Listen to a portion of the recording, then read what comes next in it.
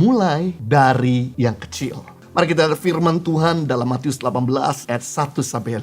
Pada waktu itu datanglah murid-murid itu kepada Yesus dan bertanya, siapakah yang terbesar dalam kerajaan sorga? Maka Yesus memanggil seorang anak kecil dan menempatkannya di tengah-tengah mereka. Lalu berkata, aku berkata kepadamu, sesungguhnya jika kamu tidak bertobat dan tidak menjadi seperti anak kecil ini, kamu tidak akan masuk ke dalam kerajaan sorga. Sedangkan barang siapa merendahkan diri dan menjadi seperti anak kecil ini, dialah yang terbesar dalam kerajaan sorga. Dan barang siapa menyambut seorang anak seperti ini dalam namaku, ia menyambut aku. Hampir setiap manusia ingin menjadi yang terbesar dalam jabatan, harta, prestasi, kehormatan, dan kepintaran. Dan kebanyakan orang menghindar menjadi yang terkecil. Ternyata murid-murid Tuhan Yesus pun tidak luput dari ambisi ingin posisi tertinggi dalam kerajaan sorga. Mereka menganggap kerajaan sorga suatu kerajaan yang dipimpin oleh Tuhan Yesus sebagai raja, maka mereka sebagai pengikutnya pasti diberikan jabatan. Pertanyaan tentang siapa murid Tuhan yang menduduki posisi tertinggi di antara mereka memenuhi pikiran setiap murid-muridnya. Yang pertama Petrus, yang selalu dipercaya menjadi jubir Tuhan Yesus, bahkan diberikan kunci kerajaan sorga. Ia berharap untuk mendapatkan posisi menjadi dewan penasehat, menjadi wakil utama dalam kerajaan sorga, dengan begitu menjadi yang terbesar. Yang kedua Yudas, pengurus keuangan. Ia berharap dapat diangkat sebagai bendahara utama sehingga ia dapat menjadi yang terbesar walaupun sekarang ia dianggap yang kecil. Yang ketiga Yohanes adalah murid yang paling dikasihi oleh Yesus dan mendapat tempat khusus di hatinya, sehingga ia juga berharap agar dapat posisi menjadi yang terbesar. Yang keempat Andreas adalah murid yang pertama kali dipanggil oleh Yesus. Bahkan dia yang membawa Simon Petrus saudaranya kepada Yesus, dan dia juga yang membantu Yesus mendapatkan anak kecil yang punya 5 roti dan 2 ekor ikan agar 5.000 orang dapat kenyang. Jadi Andreas berharap ia menjadi pilihan utama juga. Padahal pertama kali Tuhan Yesus memanggil murid-murid, mereka tidak pernah berpikir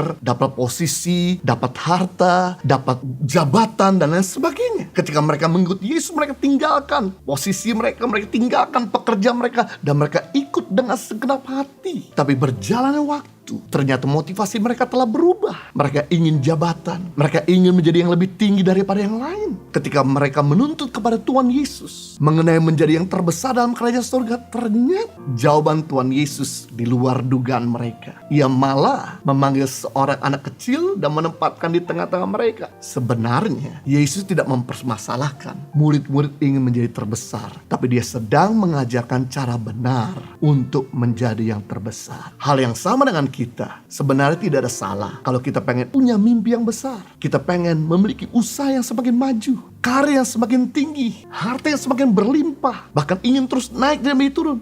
Tidak ada salahnya. Tapi ada cara yang perlu kita lakukan, yaitu kita akan belajar dari cara anak kecil, atau belajar seperti anak kecil untuk menjadi yang terbesar.